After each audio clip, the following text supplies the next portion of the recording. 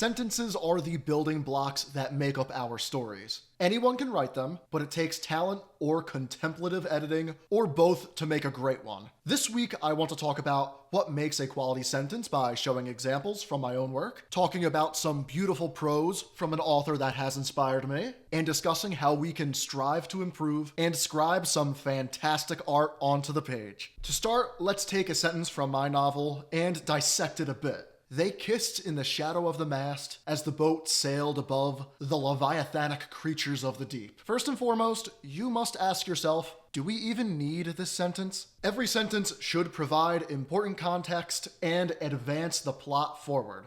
I would argue we have both of those here. This develops the romance between two of the characters, and literally and figuratively foreshadows some problems that may rise to the surface soon in said relationship. So no, I would not cut this sentence in its entirety. But we must ask, can we cut from within the sentence? Why not remove everything until we have a subject and a verb? They kissed. This works, but it does remove that important context, that foreshadowing, allusion, and some duality within the sentence. However, if this was what I wrote, it would not be ruined. Two-word sentences can work. And for some people, a two-word sentence can work immediately next to another two-word sentence. One of the best things I wrote in this book was a two-word sentence. Paul drank. The context, of course, matters a lot here, but this demonstrates something so simple could work. Now we must determine, is it clear? I use they as the subject, so we have to figure out if the audience is going to know who they will be. Paul and Mayreen are mentioned several times earlier in the paragraph, so we can assume anyone paying attention will know that they refers to Paul and Mayreen. Next is something I'm still debating within myself. Verb usage. Let's be real, there's not a lot of verbs in this sentence, and it's about 19 words long. In most cases, I would want more, at least 3 or 4, but we have to consider where this is in the story. This takes place right before a page break within chapter 6 and occurs immediately after an action scene. I could slot in 1 or 2 more verbs here, but at this point I want the reader to cool down and get ready for an entirely different scene. This is a point where we don't need to keep up a brisk pace. And what about the vocab? Why did you choose those words in particular? The one I know you all want to point out is leviathanic. Why use such a big word? First off, shout out to Herman Melville for teaching me this word. If something is leviathanic, it refers to Leviathan, which is a sea serpent from the Bible. This, of course, comes with many negative connotations. This helps me imply, specifically, that there is a hidden, massive problem with this relationship. I could use a simple word like big, or a larger word like gargantuan, but by using those two words, that negative implication would be forsaken. Then there is the word shadow. I know the etymology of this word thanks to Shadow of the Erdtree from Elden Ring, and this word is Germanic. Do I want to be direct and use more Germanic words, or do I want to be more elegant and use Latin words? The Latin equivalent of the word shadow would in this case be umbra. Or if I restructured the sentence and made it an adjective, umbral. Here, I wanted to be very direct and to the point. I have been foreshadowing problems here for most of the book. Something is about to happen with it. It's time to be direct. Those are a few of my thoughts on the last sentence before the page break in chapter 6. I'm not going to go as far as to make a syntax tree this time, but if that is something that interests you, do let me know in the comments down below. On to a sentence I love from an author I respect. Whenever I'm reading and I fall in love with something on the page, I will stop, reread it, and sometimes take a picture so I can save it for later. This is one of the sentences I have on my camera roll right now. You can find this in Wise Blood by Flannery O'Connor. The room was absolutely silent. There was no sound even from the street. The universe might have been shut off. Not a flea jumped.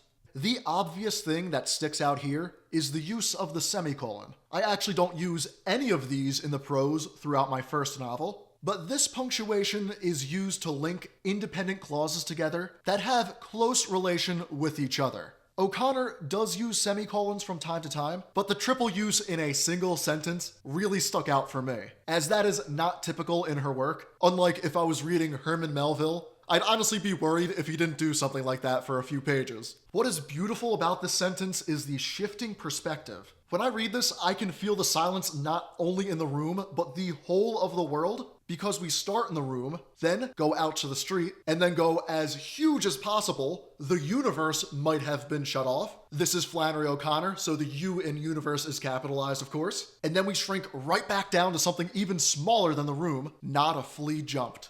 I read this and I am right there with the character, ensconced in that very same silence. I will not feign to know all of O'Connor's reasoning behind writing this sentence in this manner, but she is undeniably a master to bring you up all the way to the size of the universe and shrink you back down to the size of a bug, all in between two periods. And so we reach our next point. How do we get good and write like this? There are a few things we can do. I own a couple craft books. The one I resonated with the most was Artful Sentences. This book uses examples from hundreds of different authors throughout the decades, analyzing every part of the sentence that you know, and some you probably don't. If craft books are your thing, I recommend it. There's, of course, writing more, which is what we should all be doing. If you want to get good at writing sentences, you need to write more sentences. Of course, it helps to find a group of like-minded individuals to tell you if the sentences you wrote are good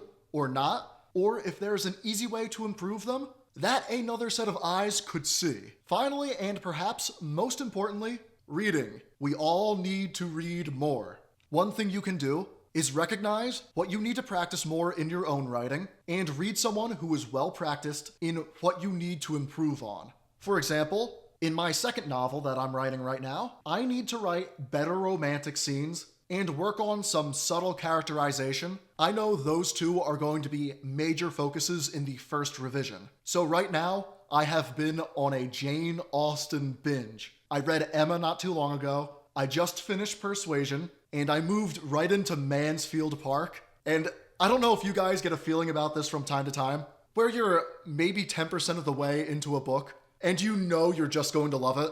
That is me with Mansfield Park right now. I look forward to reading more every single day after work. The question I have for all of you this week is this. What is a sentence you wrote that you like and why? Why did you use that verb instead of another? What kind of punctuation is there? And, I won't mention names here, but did you really need to use the word phantasmagoria?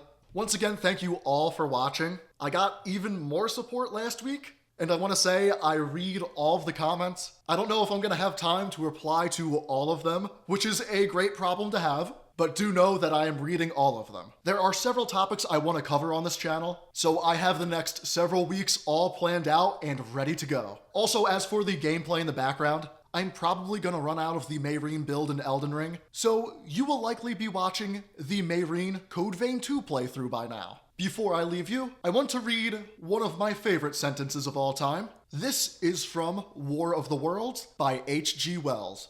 She seemed, poor woman, to imagine that the French and the Martians might prove very similar.